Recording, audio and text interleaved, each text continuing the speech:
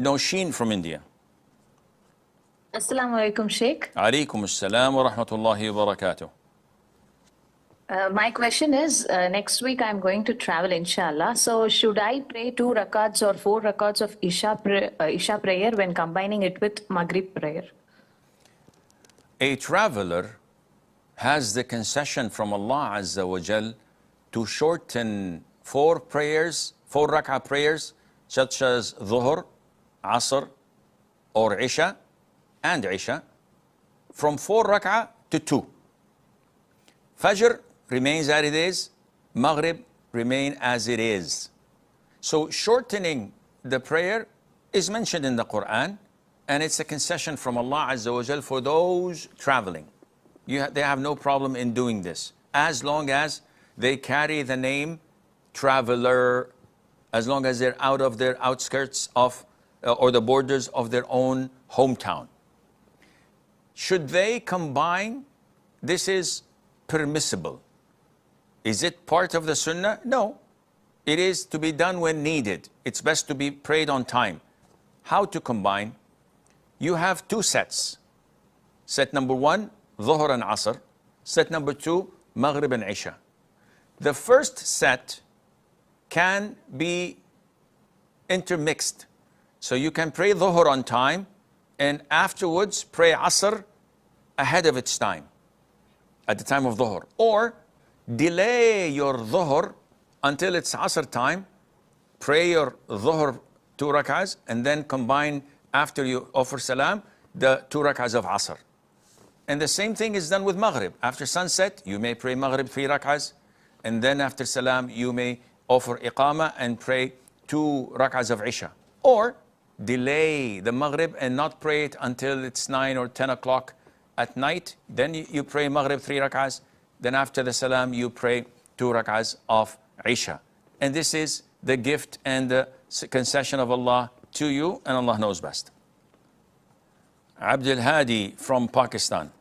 Assalamu alaikum, Sheikh. How are you? Wa alaikum assalam wa rahmatullah. I'm fine, alhamdulillah. So, Sheikh, I watched one of your videos, which was about 4 years old, and I was confused whether to say, like in Salah, we say, Rabbana walakal hamd after we stand up. That was what I thought. And when I watched one of your videos that was 4 years old, it said, you said that yes, when we rise up, then we say it. But I saw another one of your videos, which was a couple of months ago.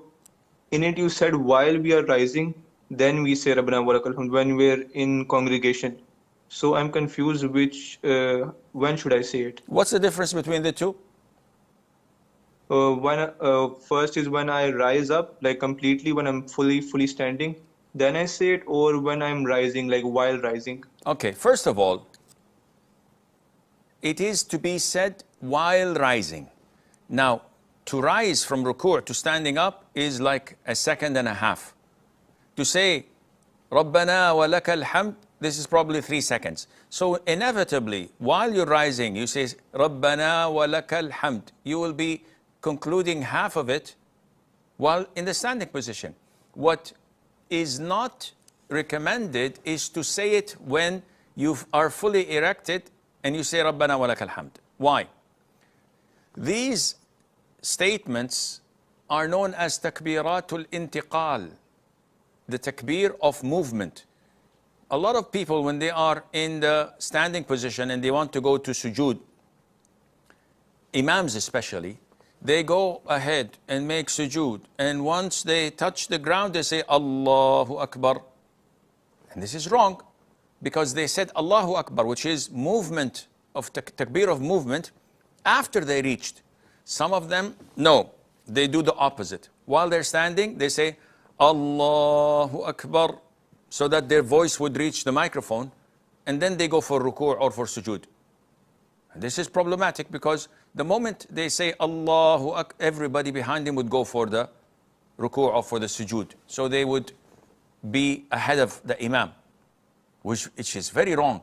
This is not correct. It is to be said while in between the positions, while moving. So likewise, when the Imam says, Sami Allahu liman hamidah, you rise and say Rabbana wa lakal hamd. Maybe you rise, you say Rabbana and immediately you're standing up. Walak alhamd.